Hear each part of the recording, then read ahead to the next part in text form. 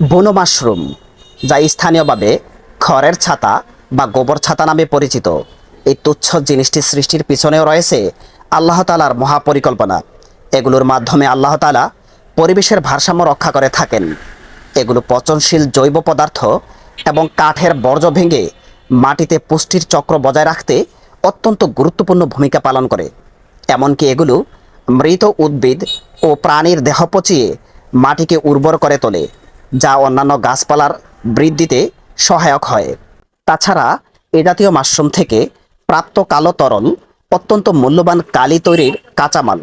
এই মাশরুমটি খুবই পাতলা এবং অল্প সময়ের মধ্যে কালো কালির মতো তরলে পরিণত হয়।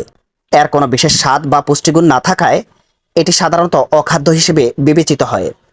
কোনো কোনো ক্ষেত্রে এটি বিষাক্ত এবং মারাত্মক স্বাস্থ্য ঝুঁকি তৈরি করতে পারে।